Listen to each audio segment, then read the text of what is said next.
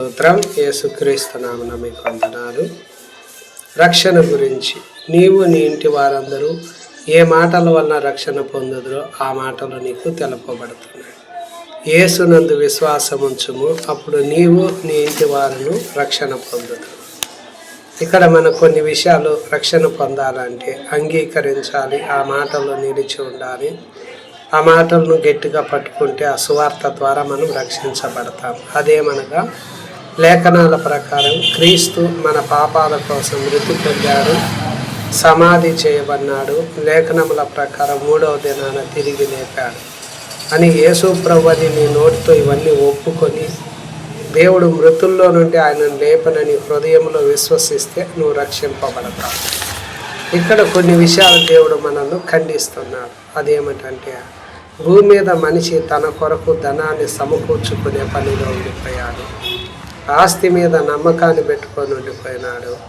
వీటి కారణంగా దేవుని మీద ఈ సమకూర్చుకొని సిద్ధపరచుకుంటూ ఆస్తులు సంపాదించుకోవాలి, దీని మీద నమ్మకం పెట్టుకొని దేవుని యొద్ద నుండి మనిషి దూరం అయిపోయాడు, దేవుని మీద ఉన్న విశ్వాసము నుండి తొలగిపోయినాడు. ఎందుకు దేవుడు మనకు సమయం ఇస్తున్నాడంటే ఫలించాలని. ఈ భూమి మీదకు దేవుని ఉగ్రత రాబోతుంది. ఆ ఉగ్రతలో నుండి తప్పించుకునేదానికి దేవుడు ఈ మాటల ద్వారా మిమ్మల్ని హెచ్చరిస్తూ, గద్దిస్తూ, ఖండిస్తూ బుద్ధి చెప్తున్నాడు. అది తెలియక ఈరోజు అనేక మంది తింటూ మత్తుతోనూ, తిండి వల్ల మత్తు వల్ల ఐహిక విచారాలతో మందమైపోతూ ఉన్నారు. కనుక ఉగ్రతను తప్పించుకోవడానికే ఈ మాటలు మీకు అందించబడుతున్నాయి. ఇక్కడ మనం తప్పు సరిదిద్దుకోవాలంటే దేవుని వాక్యం మన దగ్గరకు వచ్చినప్పుడు, సేవకుల ద్వారా దేవుడు వాక్యం ద్వారా మనల్ని హెచ్చరించినప్పుడు అవమానపరచకుండా, చులకనగా వెర్రి మాటలుగా భావించకుండా ఆ మాటలు మనం చేర్చుకోవాలి.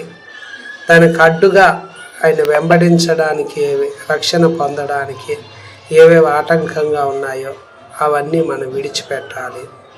నువ్వు చేసే పనిలో అన్ని చోట్లోనూ నిర్ణయింపబడిన దానికంటే ఎక్కువ తీసుకోకూడదు.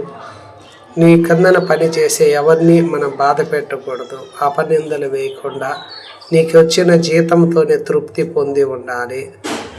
కనుక ఈ మాట నీకు ఎంతవరకు ఉపయోగం అంటే తన ప్రజలకు ఆయన దర్శనమిచ్చి విమోచన కలిగిస్తున్నాడు.